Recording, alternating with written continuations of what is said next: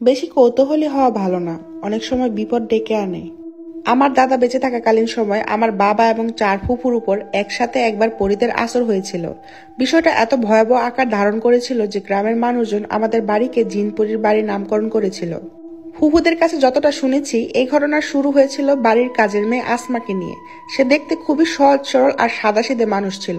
সাজগোছের দ্বারে কাছে কখনো যেত না, কিন্তু হঠাৎ বাড়ির সবাই খেয়াল করলো কিছুদিন যাবত সন্ধ্যা হলে তাকে পুরো বাড়ির কোথাও খুঁজে পাওয়া যেত না। সন্ধ্যার পর সে নতুন জামা কাপড় পরে খুব সেজে গুজে, খোপায় তাজা রক্তজবা ফুল গুজে কোথা থেকে যেন বের হয়ে আসতো। কোথায় ছিল জিজ্ঞেস করলে খিলখিল করে হাসতো, গান গাইতো আর তার ঘরে গিয়ে শুয়ে একা একা যতক্ষণ পারত হাসতো।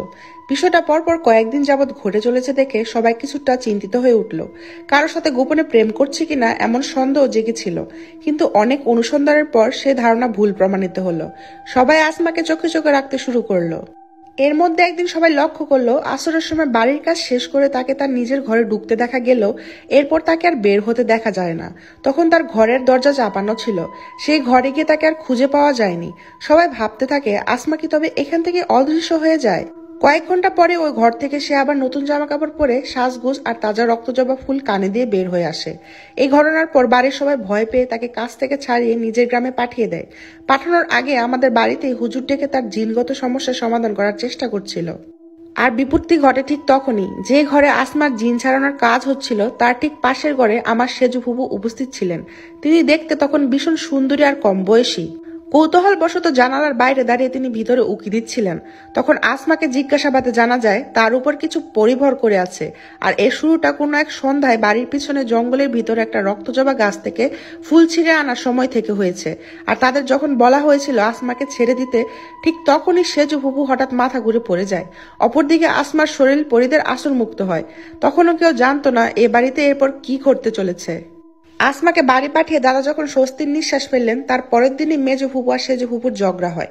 ঝগড়ার এক পর্যায়ে সেজো ফুপু উঠানে মেজো ফুপুর হাতের লাগানো লাউ গাছের দিকে ইশারা করতেই চোখের পলকে গাছটি দুমড়ে মুচড়ে মাচার নিচে পড়ে যায়। এমন কাণ্ড দেখে সবাই অবাক। সেদিন রাতে তালা ভাঙার শব্দে সবার ঘুম ভেঙে যায়। সবাই উঠানে এসে দেখে ফুপুর পাথর হাতে আসমার রুমের তালা ভাঙার চেষ্টা করছে। সে এখানেই থাকবে। অনেক জোরাজুরি করেও তাকে নিজের ঘরে নেওয়া গেল না। সেই রাতে তাকে একা একা ওই ঘরে না দিয়ে অন্য 3 ফুফু সহ আমার বাবা সেজু ফুপুর সাথে সারা রাত বসেছিলেন। তিনি কিছুক্ষণ পর পর জিকির করতেন, কখনো হাসতেন, লাফাতেন, আরো সব অদ্ভুত আচরণ সারা রাত ধরে চলতে লাগলো। সকাল হওয়ার ঠিক কয়েক ঘন্টা আগে বাকি 3 ফুফু অসুস্থ হয়ে গেলেন। বাবা তখন দাদাকে ডেকে আনতে গেলেন। কিছুক্ষণের মধ্যে সবাই এসে দেখে তারা 4 বোনই সাদা শাড়ি পরে গোল হয়ে জিকির করছে। কেউ জোরে জোরে মাথা জাগাচ্ছে, আর ঘরে কেউ প্রবেশ করতে চাইলেই সবাই একসাথে হুঙ্কার দিয়ে ওঠে। পা মুচড়ে দিবে, ঘাড় মটকাবে, এমন হুমকি দিচ্ছে। তখন আবার বাড়ির পাশে মসজিদ থেকে হুজুরকে আনা হলো। হুজুর আসাতে তারা আরো ক্ষিপ্ত হয়ে চেঁচামেচি শুরু করলো। পরবর্তীতে তাদের যখন জিজ্ঞাসাবাদ করা হলো, তারা জানালেন তারা মোট 7 জন পড়ি। এ বাড়ি ছেড়ে যে তারা কোথাও যাবে না। যদি যেতে হয় তবে এক মায়ের এক ছেলেকে তাদের সাথে দিয়ে দিতে হবে। কিন্তু দাদা এ প্রস্তাবে অসম্মতি জানায়। হুজুর তখন বিভিন্ন সূরা পড়ে পরিদের বাধ্য করে ফুফুদের শরীর ছাড়তে। তারা তীব্র আওয়াজে চিৎকার চেঁচামেচি করে অভিশাপ দিয়ে ফুফুদের ছেড়ে দেয়। পুরো বাড়ি বিভিন্ন সূরা পড়ে বেঁধে দেওয়া হয়। এরপর এ ধরনের গল্প শুনতে চাইলে আমার ফেসবুক পেজ মাইশাস টাইনি ওয়ালে ফলো দিয়ে রাখতে পারেন। ঠিক কিছুদিন অতিবাহিত হতে বাবার ব্যবহার অনেক পরিবর্তন আসে। বাবা নিজের চেয়ে অনেক গুণ বড় বড় গামলা মটকা ভরে পানি এনে রাখতো। একাকে বড় বড় গাছ কেটে রান্নার লাকড়ি বানাতো। পাড়ার এক ছেলের সাথে একবার ঝগড়া বাঁধে। পরদিন রাতে আমাদের বাড়ির সামনে কারো চিৎকার শোনা গেলে সেখানে গিয়ে দেখতে পাওয়া যায় সেই ছেলে আমাদের বাড়ির সামনে বালির নিচে গেঁথে যাচ্ছিল। এ দেখে বাড়ির লোকেরা ছোটাছুটি করে ছেলেটাকে উদ্ধার করে। একটুর জন্য সে প্রাণে বেঁচে যায়। জানা যায় বাড়ির নিচ থেকে নাকি কোনো অদৃশ্য শক্তি তাকে টেনে নিয়ে যাচ্ছিল। এছাড়া বাবার চোখ তখন প্রায় রক্তবর্ণ ধারণ করত। বিষয়টি সবাইকে চিন্তিত করে তুলল। এবার বদ্যি বসানো হলো বাড়িতে। সেখানে বাবার নিজের পরিচয় না দিয়ে সে 7 জন পরীর পরিচয় দিলেন। এমনকি এটাও বললেন আজ রাতেই তারা সবাই বাবাকে নিয়ে পরীর রাজ্যে চলে যাবে। হুজুর এবং দাদা তখন অনেক অনুবিনয় করলে পরীর একটা শর্ত দেয়।